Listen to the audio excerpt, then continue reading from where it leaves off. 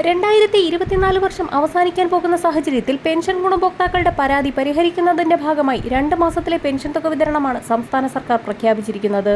ഇതോടൊപ്പം തന്നെ മാസങ്ങളോളമായി ക്ഷേമനിധി പെൻഷൻ ഗുണഭോക്താക്കൾക്ക് പെൻഷൻ തുക മുടങ്ങിക്കിടക്കുകയാണ്.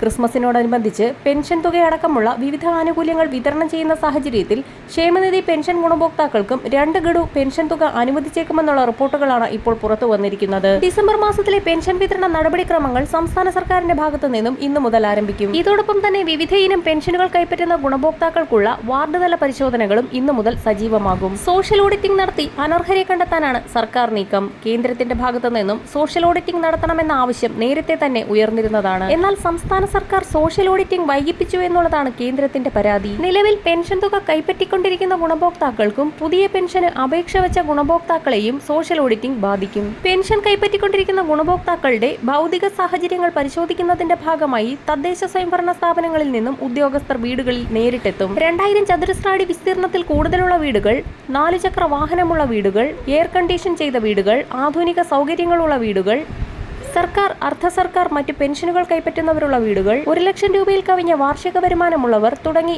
7ഓളം വരുന്ന മാനദണ്ഡങ്ങളാണ് സംസ്ഥാന സർക്കാർ കർശനമാക്കി പരിശോധിക്കുന്നത്. ആരെങ്കിലും അനർഹമായി പെൻഷൻ തുക കൈപ്പറ്റുന്നത് നിങ്ങളുടെ ശ്രദ്ധയിൽപ്പെട്ടാൽ അങ്ങനെയുള്ളവർക്കെതിരെയുള്ള പരാതികളും തദ്ദേശ വകുപ്പുകളെ അറിയിക്കാവുന്നതാണ്. ഡിസംബർ മാസത്തിൽ വിതരണം ചെയ്യാൻ പോകുന്ന പെൻഷൻ തുക കൂടി ഒട്ടുമിക്ക ഗുണഭോക്താക്കൾക്കും എത്തിച്ചേരും. വാർഡ് തല പരിശോധനയുടെ അടിസ്ഥാനത്തിൽ ഏറ്റവും പുതിയ വിതരണ ലിസ്റ്റ് തയ്യാറാക്കുന്നതിന്റെ ഭാഗമായി ജനുവരി മാസം മുതൽ ഒട്ടുമിക്ക ഗുണഭോക്താക്കളും പെൻഷൻ പട്ടികയിൽ നിന്നും പുറത്താക്കപ്പെടും. ജനുവരി മാസം അവസാനത്തോടുകൂടി സംസ്ഥാന സർക്കാർ ബജറ്റ് അവതരിപ്പിക്കുമ്പോൾ പെൻഷൻ തുകയിൽ വർധനവ് വരുത്തുന്ന തുക ഇനി മുതൽ പുതിയ വിതരണ ലിസ്റ്റിന്റെ അടിസ്ഥാനത്തിൽ ഏറ്റവും അർഹതപ്പെട്ട ലിസ്റ്റിൽ ഉൾപ്പെട്ട ഗുണഭോക്താക്കൾക്ക് മാത്രമാവും എത്തിച്ചേരുക.